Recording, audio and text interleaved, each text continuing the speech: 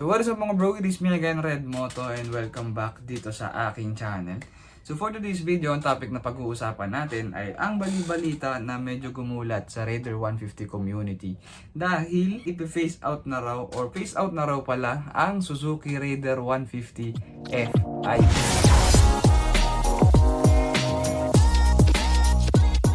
So lately nakakita ko ng mga posts online na sinasabing phase out na raw or di-discontinue na yung production ng Raider 150 Fi. Pero hindi ko siya masyadong pinapansin until kahapon na nag-post si idol natin na si Kapwa sa TikTok, and sinasabi niya doon na according sa kanyang trusted source sa Suzuki na pinatototohanan yung balita na ipi-phase out na or phase out na raw yung Raider 150 Fi. So yung tinutukoy natin dito is yung luma or yung naunang version ng RFI, no? Diba ngayon meron ng Raider Pro sa Raider Blade Edition. So meron din ako nakikita dun sa posts nung iba na meron silang pinapakitang parang bulletin or memo. And sinasabi doon na parang starting February 2, 2026, officially discontinued na raw ang production ng Raider 150 Fi. So di ko alam kung legit yun yung bulletin na yun. Pero since nag-post ng video si Kapwa tungkol doon, and kilala naman natin siya. Tingin ko naman credible siya since connected siya sa Suzuki kahit papano, di ba? Kasi nagiging guest siya sa mga events. Kaya yun, medyo nagulat na ako. Kaya ito tayo ngayon, nasa harap ng aking mahiwagang laptop para mag-fact check. So samahan niyo ako dahil i-research natin ngayon kung tunay ba ang pag-phase out sa Raider 150 Fi. Kasi parang wala pa ako nakikitang official posts galing sa Suzuki. So ngayon, maghahanap tayo kung meron at hindi ko lang nakikita. Ayan, recording. So, andito tayo ngayon sa official Facebook page ng Suzuki Motorcycles Philippines. And try nating mag-backread sa mga posts. Try natin mag-backread sa mga posts nila recently kung meron ba tayong makikita tungkol sa pag-phase out ng Raider Fi. Ito lang gagawin ko dito, mag-scroll down. So, makikita natin dito na pinapromote nila yung mga bagong motor. Ayun yung Raider R150 Blade Edition. Pre-installed USB accessory.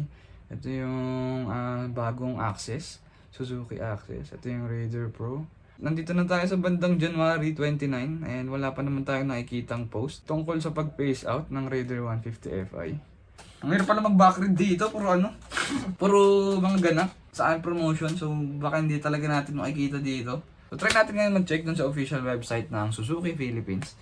Kung meron doon, no? Kasi kung naalala niyo last time, doon tayo nagbabrowse ng mga bagong labas na motor, saka mga color variants ng bagong release na model, Suzuki Motorcycle Philippines. Okay, so ngayon dito tayo sa suzuki.com.ph. So bungad na bungad yung bagong labas na Raider R150. Last year, no? November yata ito na-release. The Raider R150 Pro and the Raider R150 Blade Edition. Hindi ko pa ito na-feature sa channel pero marami nang naggawa ng vlog tungkol dito. Yung Blade Edition, same ng ulo dun sa lumang RFI. So yung signal lights niya is nakalabas na dito and meron siyang parang dito, hump. Then itong Raider Pro ang talagang pinaka naging matunog dahil nga ito yung parang pinaka top of the line ngayon ng Raider series and ganyan na itsura ng ulo niya. Kamukha nung sa Gixxer. Free pre-installed USB accessory.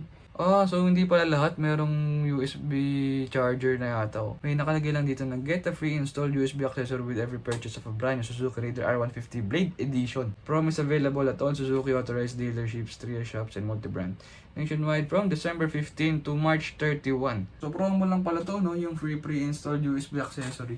So after March 31, wala na. Pero yun, going back to our topic, punta tayo ngayon dito sa motorcycle. Tapos, underbone. So dito makikita natin lahat ng underbone motorcycles ng Suzuki. Underbone motorcycles are designed to both choo-choo. So Raider R150 Blade, Raider Pro Smash. Ito yung Carb, Raider J. So dito makikita natin na wala ng Raider Fi, no? Yung Carb dito pa, The Underbone King Raider R150 Carb. Tapos, ito na, Raider R150 Blade Edition, saka Raider Pro na lang. So, dito sa website nila, nakatanggal na sa listahan ng underbone motorcycles yung lumang Raider 150. So, ito na yung bago na yung nakalagay, yung Raider Pro saka Blade Edition. News and events.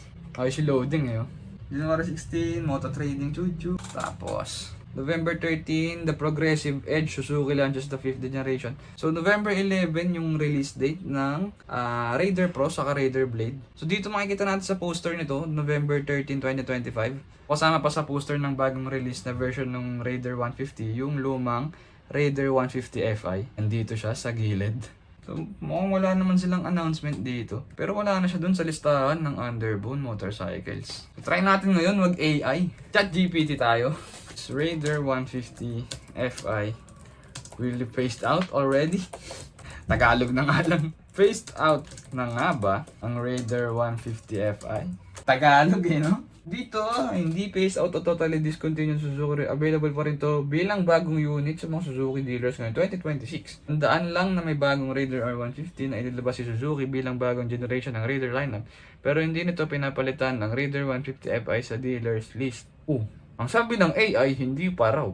Dito meron pa siyang option, no? Raider Fi Blade Edition o Pro. Pero kasi mukhang wala pang official announcement talaga yung Suzuki na kino-confirm yung pag-phase out or pag-discontinue sa production ng Raider 150 Fi. Kasi kung meron yun online, tingin ko mahanap naman ng AI yun. Nakauna lang talagang makaalam yung may mga connection or baka may nag-leak. So ayun guys, mukhang wala pang official announcement na inilalabas ang Suzuki. Pero sa listahan nila ng mga Underbone Motorcycles, wala na yung lumang Raider 150 Fi. No? Pero it does make sense naman kasi kung i-phase out na nga nila yung lumang Raider 150 Fi. Kasi nga, meron naman ng bago. I mean, andyan na yung Raider Pro, saka yung Blade Edition. So kung i-phase out nila yung Raider 150 Fi, edi yung focus and resources nila is mapupunta na dun sa upgraded version ng Raider Fi. Kasi kung kukumpara mo naman yung features, talaga namang mas solid yung Raider Pro saka Raider Blade compared dun sa lumang Raider Fi. Kasi 'di ba, ilang taon na ang Raider Fi, kulay lang ang nag-upgrade. And marami naman din talaga nag-expect katulad ko na magkaroon ng slipper clutch, ABS, kung yung mga bagong features ngayon na makikita natin dun sa mga bagong motor. Which is dininig naman ni Suzuki kaya lumabas ang Raider Pro at ang Raider Blade Edition na talagang equipped na ng mga helpful features pero andun pa rin yung lakas ng makina ng Raider. Kaya lang ang naging problema lang yata dito kaya siguro medyo maraming mahihirapang mag-move on dun sa bagong Raider kahit na mas maganda yon in terms of features dahil dun sa naging changes sa forma or aesthetics ng motor kasi medyo malaki yung nagbago dun sa forma ng motor lalo na sa Raider Pro yun pa naman yung pinaka top of the line ng Raider series ngayon kasi syempre yun yung naka ABS at talagang siksik sa malulupit na features na mukhang mas marami pa rin ang may gusto dun sa forma nung lumang Raider 150 Fi kasi very slick yung design niya and very aggressive, sporty. Kahit ako kung tatanungin mo ako, mas trip ko pa rin yung forma nung lumang Raider 150 Fi. Pero yung Raider Blade, mukhang okay ako dun sa Raider Blade kasi para sa akin kasi ano pa rin yung ang pagiging aggressive looking niya. And mukhang mas naging brusco pa siya tignan. Pero sa Raider Pro kasi, marami yatang hindi sang-ayon na ginawang parang jigsaw yung ulo. So, ayun, kaya medyo maraming nag-react ng hindi maganda. Pero parang ganun naman kasi talaga. Kasi dati, di ba, nung wala pang Raider Fi, or nung bagong labas pa lang yung Raider Fi, marami nagsasabi na parang mas maganda yung Raider Carb, yung Reborn, kaysa dun sa forma ng ulo ng Raider Fi. Pero years after, natanggap din naman ng Raider community and marami rin tumangkilik sa Raider 150 Fi. Kaya siguro baka ganun din ngayon, no? Transition era lang. Pero kalaunan, ma-appreciate din natin yung ganda ng Raider Pro and Raider Blade Edition. Kasi hindi naman pangit, guys. Tutusin kung makikita mo yung Raider Pro, pogi din naman siya. Meron lang talaga tayong iba't ibang preferences sa itsura kasi nga subjective naman yan. So, kung titignan ko yung Raider Pro, good siya, maganda siya, maangas din naman.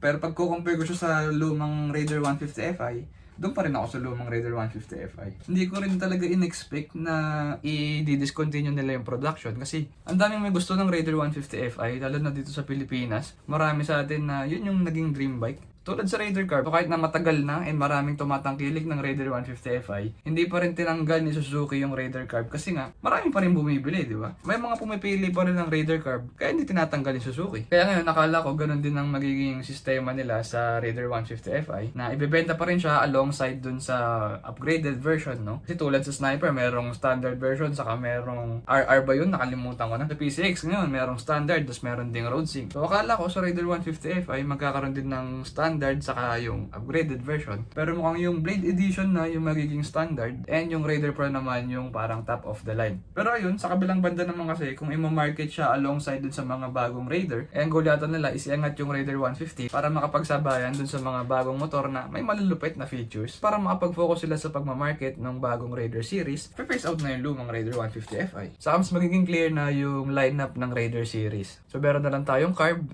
sa Raider Blade, saka yung Raider Pro. So So ano naman nga ba yung mga magiging epekto if ever na totoong hindi may baban. Kung totoong ipe-phase out na nga ang Raider 150 Fi. So ang mangyayari niyan, yung mga owner ng lumang Raider 150 Fi, alagaan natin yung mga motor natin kasi malaki yung possibility na tataas yung value niyan kasi hindi na siya available sa market. So in the near future, konti na lang tayong may mga Raider 150 Fi. Kahit na sobrang dami natin ngayon, kapag nawala na sa market yan, mataas talaga yung possibility na tataas yung resale value. So pagdating ng panahon, matatawag na siyang rare.